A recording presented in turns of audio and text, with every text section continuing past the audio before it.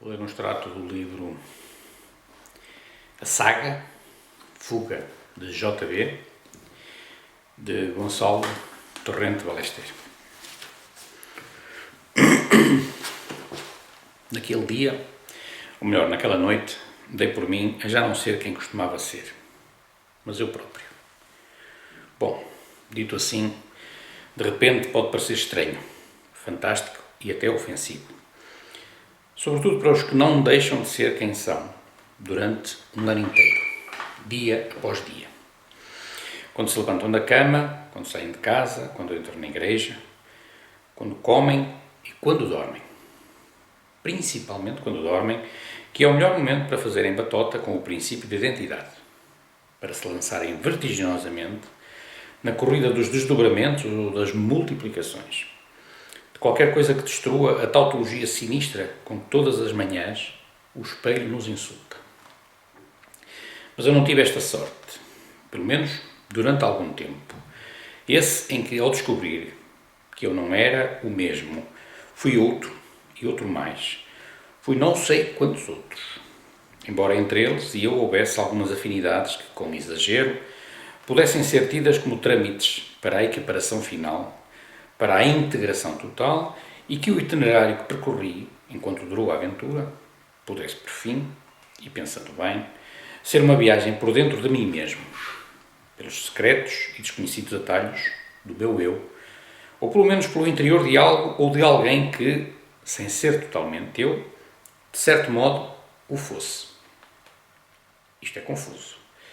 Compreendo, mas não posso contar, e menos a explicar com clareza suficiente o que para mim permanece ainda obscuro, o que continua a bombardear-me com perguntas para as quais não há resposta, o que me solicita resplendores que não me clarificam nada. Não sei dizer, por exemplo, se se tratou de um súbito e prolongado ensimesmamento, ou de uma inesperada, quase mortal, ou pelo menos arriscada alienação. Desde criança, que desejei não ser eu próprio, sem deixar de o ser. Como não presumo de ser original, quero pensar que algo de parecido deve acontecer com qualquer pessoa. Desejei-o veementemente desde o momento exato em que compreendi quem era aquela criança, torta e feia, que olhava para mim do outro lado do espelho. Em geral, todas as crianças desejam alguma vez ser o Papa, o Padre, o Gato, a Águia e o Triângulo Isósceles, e conseguem com uma certa frequência, até que um dia se esquecem de tudo e se conformam, ou se resignam, a ser os mesmos de uma vez para sempre e com a esperança de não mudarem muito, porque não é respeitável chegar aos 40 diferente do que se era aos 20. O princípio da identidade é a coluna vertebral da pessoa, e quanto mais simples for a coluna, melhor. Mas eu, apesar da minha apaixonada vontade de me transformar, fosse no que fosse, em geral eu queria ser qualquer coisa ou pessoa que me parecesse bonita, ou jeitosa, ou imponente.